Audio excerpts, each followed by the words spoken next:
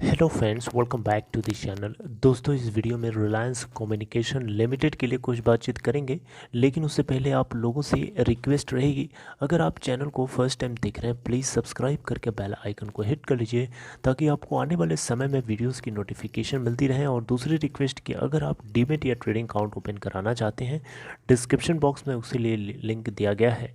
Reliance communication limited previous trading session में अगर आप देखें दोस्तों तो 2.95 पे ओपन हुआ, 2.95 से लो नहीं बनाया और हाई 3.05 का बनाया। अपर सर्किट 2.15 का लगा था, लोअर सर्किट अपर सर्किट 3.15 का लगा था और लोअर सर्किट 2.85 का। टोटल एनएससी के ऊपर वॉल्यूम जनरेट हुआ 27,20,593, जबकि आप बीएससी के ऊपर देखेंगे तो 18,31,800 क्वांटिटीज़ की यहाँ पे ट्रेडिंग करी गई। 3.02 के ऊपर यहाँ बंद हुआ। मार्केट कैप है दोस्तों 835 करोड़ रुपए। इसका 52 वीक लो बीएससी के ऊपर 1.53 का है और हाई है 5.49 का, जबकि एनएससी के ऊपर अगर आप देखेंगे तो इसका 52 वीक लो 1.50 का है और हाई है 5.05 का।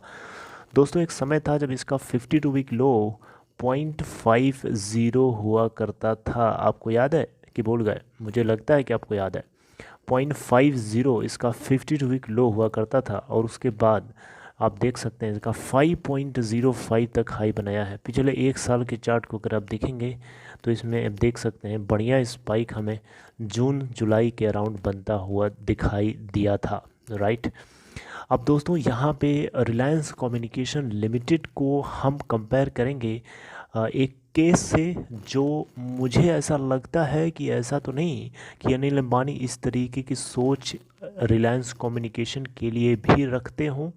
क्योंकि देखिए, अभी आपको मैंने एक अपडेट दिया था, शायद आप लोगों में से किसी ने ज़रूर देखा हो। क्योंकि मैंने अपडेट आर कॉम से रिलेट करके नहीं दिया था उसको। Basically Reliance naval and engineering limited, आपको पता होना चाहिए, ये एक शिप यार्ड कंपनी है एडीएजी ग्रुप की। ये भी इंसॉल्वेंसी प्रोसेस से गुजर रही है और इसके 2 बिडर्स सामने आ चुके हैं। उन बिडर्स ने अपनी अपनी बोली भी लगा दी है। उसके ऊपर वोटिंग चल रही है, वोटिंग चल रही है उसमें भी 66% थ्रेशोल्ड वोटिंग होती है, जो कि क्रॉस होकर के 77.7% तक हो चुकी है। और देखना होगा कि आगे का क्या सीन आता है, क्योंकि देखिए अभी इसी बीच में रिलायंस एडीएजी ग्रुप के चेयरमैन अनिल अंबानी अगर देखें तो रिलायंस नेवल को वापस उसका कंट्रोल अपने हाथ में पाने के लिए एक कदम जरूर बढ़ाया है। कैसे बढ़ाया है? Reliance naval and engineering limited को पाने के लिए अनिल अंबानी ने बिड किया है और जो इन्होंने वैल्यू ऑफ़र करी है वो बाकी के जो बिडर्स हैं उनसे कहीं ज़्यादा है।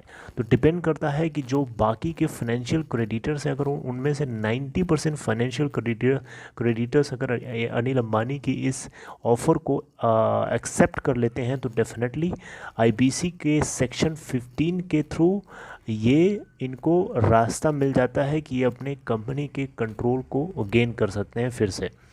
यहाँ पे देखिए, Reliance naval and engineering limited को इस रूट के माध्यम से अगर अनिल अंबानी एक्वायर करते हैं तो डेट उसका 12,000 करोड़ रुपए का है, जबकि ये इनको 2700-2600 करोड़ रुपए के आसपास में ये कंपनी इनको वापस मिल जाएगी।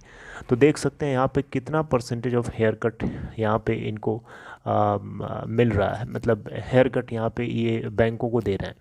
तो कहीं ऐसा तो नहीं कि रिलायंस कम्युनिकेशन लिमिटेड को भी ये पाने के लिए शायद इसी दिन का इंतज़ार कर रहे हों, क्योंकि इस दिन के इंतज़ार में इतना इंतज़ार इन्वेस्टर्स को, रिटेल इन्वेस्टर्स को करना पड़ रहा है।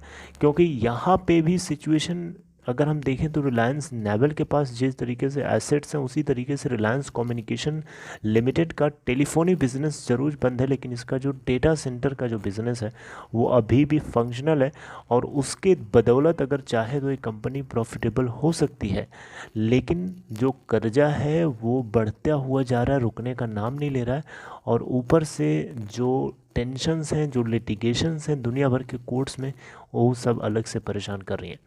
तो कहीं ना कहीं यहाँ पे मुझे लगता है कि अनिल अंबानी कोशिश तो ज़रूर कर रहा है अपने दाग को हटाने के लिए, क्योंकि देखिए रिलायंस कैपिटल लिमिटेड में रिसेंटली ये कोशिश कर रहे थे एसेट्स को मोनेटाइज करके बेच के निकलने की, कर्जा को चुकाने की, लेकिन नहीं कर पा रहे थे बिकॉज कुछ ना कुछ यहाँ को दिक्कत आ रही थी, लिटिगेशंस प्रॉब्लम्स आ रही थी।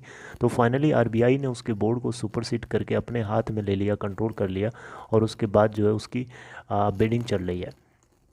इवन अनिल अंबानी ने तो उसमें सपोर्ट भी किया कि वो खुद चाहते हैं रिलायंस कैपिटल लिमिटेड के एसेट्स को बेच करके डेट को चुकाना। तो कहीं ना कहीं एडीएजी ग्रुप के चेयरमैन अनिल अंबानी जो है अपने दाग को हटाने की कोशिश कर रहे हैं, और शायद इसीलिए उन्होंने रिलायंस इंफ्रास्ट्रक्चर के रूप में Reliance naval and engineering limited को पाने की कोशिश भी कर रहे हैं।